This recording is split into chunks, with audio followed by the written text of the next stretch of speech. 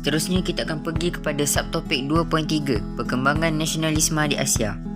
Perkembangan nasionalisme di Asia merupakan kesinambungan idea nasionalisme di Barat. Kesan daripada pertembungan yang berlaku dengan bangsa Eropah.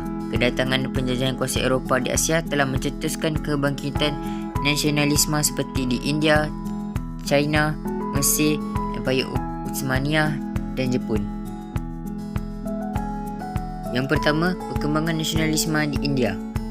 Nasionalisme di India merupakan reaksi penduduk tempatan terhadap dasar imperialisme British.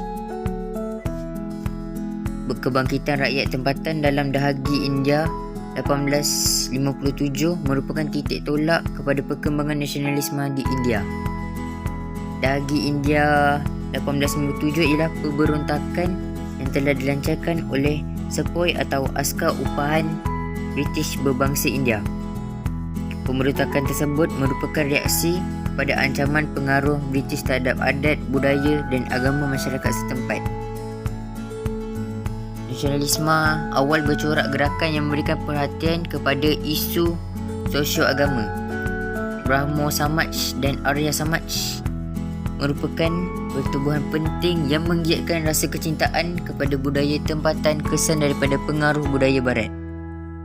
Pada penghujung abad ke-19, kemunculan golongan intelek, contohnya Kongres Kebangsaan India (INC) pada tahun 1885 dan Liga Muslim pada tahun 1906.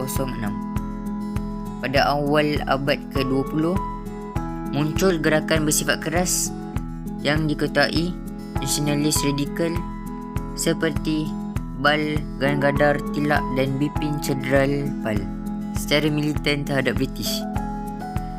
Selepas Perang Dunia Pertama, INC tidak bekerjasama dengan British dan diterajui oleh Mahatma Gandhi yang menjadikan Satyagraha sebagai pegangan. Satyagraha ni bermaksud berpegang teguh kepada kebenaran.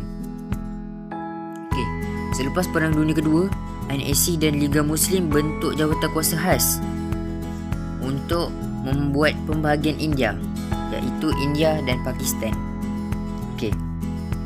Pada tarikh 14 Ogos 1947, Pakistan diumum merdeka dengan Muhammad Ali Jinnah sebagai Gubernur Jeneral Pakistan.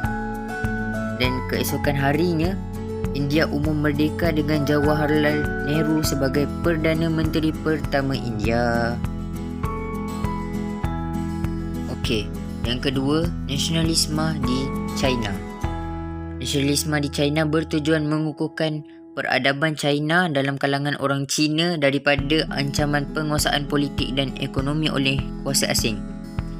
Nasionalisme China bermula dengan penentangan terhadap kelemahan dinasti Manchu, iaitu kerajaan Manchuria yang dianggap orang luar dan kehilangan mandat. Masyarakat China hilang kepercayaan terhadap dinasti Manchu yang gagal menghalang kemasukan pengaruh Barat. Gerakan seterusnya yang bercorak anti-Barat kerana menentang campur tangan kuasa Barat di China. Tokoh yang mempelopori gerakan kebangkitan rakyat di China ialah Dr. Sun Yat-sen. Beliau mengemukakan 3 prinsip rakyat San Min Choi sebagai ideologi perjuangan, iaitu nasionalisme, demokrasi dan kebajikan sosial. Prinsip tersebut menjadi asas kepada revolusi China 1911 yang berjaya menumbangkan dinasti Manchu dan berlakunya pemerintahan Republik di China. Yang ketiga, nasionalisme Empayar Utsmaniyah dan Mesir. Nasionalisme Empayar Utsmaniyah dan Mesir ni lahir daripada kesedaran untuk mempertahankan sistem pemerintahan Islam dan agama Islam. Kesedaran tersebut mencetuskan gerakan Pan-Islamisme dan gerakan Islah. Kita akan pergi kepada gerakan Islah. Gerakan Islah ini ialah gerakan pemulihan Islam. Gerakan ini dipelopori Sayyid Jamal al-Din al-Afghani dan Syed Muhammad Abduh. Imperialisme Barat di Mesir menyebabkan berlakunya pertembungan budaya Eropah Amerika dengan budaya tempatan. Dengan itu, gerakan Islam menyeru umat Islam berpegang pada ajaran Islam sebenar yang berpandukan Al-Quran dan Al-Hadis. Gerakan Pan-Islamisme ini pula pada tahun 1883, Syed Jamal Al-Din Afghani ni menubuhkan kumpulan Al-Urwah Al-Wuthqa yang bermaksud ikatan yang kuat.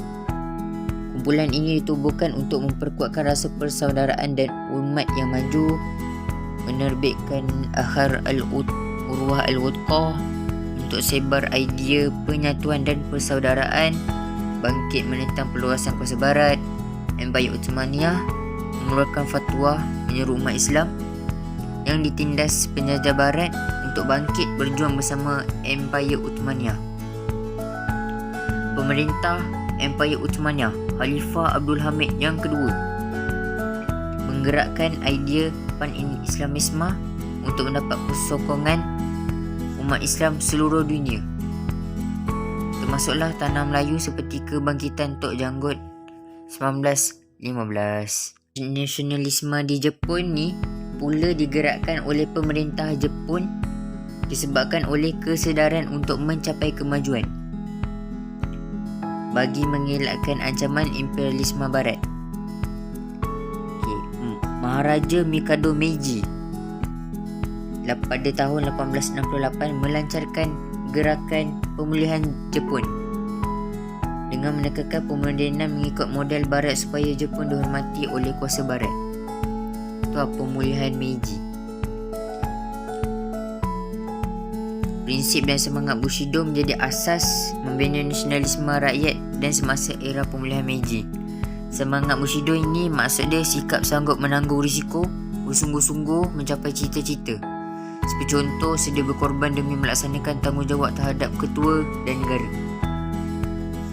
Pemulihan ini meliputi pembaharuan dalam aspek kehidupan yang menjadikan Jepun sebagai negara industri dan kuasa tentera yang kuat pada awal abad ke-20.